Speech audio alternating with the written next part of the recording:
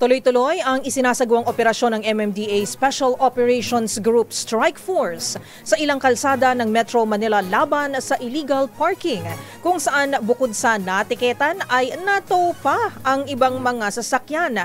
Paano nga ba masasabi ng isang sasakyan ay illegally parked at para sa mga mahuhuli, ano ang maaring kaharapin nito? Alamin sa report ni Rose Babiera.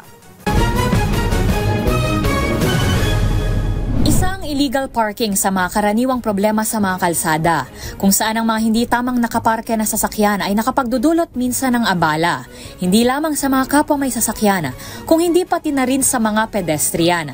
Kaya sa mga ikinasang operasyon ng Metropolitan Manila Development Authority o MMDA, maraming sasakyan ang nasampulan dahil sa paglabag sa illegal parking. Masasabi kasing illegal na nakapark ang sasakyan kung ito ay nakahinto sa mga lugar na may nakalagay na no parking sign at mga pribadong kalsada na may ipinatutupad na parking rules. Kabilang din dito ang pagpark sa driveway, mga sidewalk, residential areas, sa loob ng intersection at pagpark sa mga pedestrian crossings.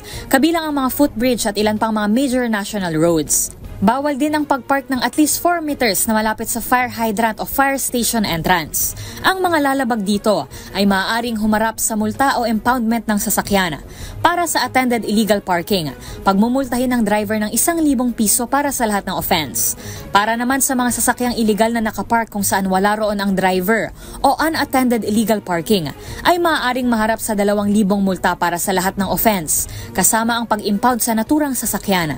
Samantala, ang mga isinasagawang paglilinis ng kalsada ng MMDA ay bahagi ng kanilang paghahanda sa pinaplanong rehabilitasyon ng EDSA ngayong taon.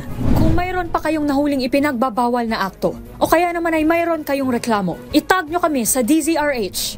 Hoy! Bawal yan!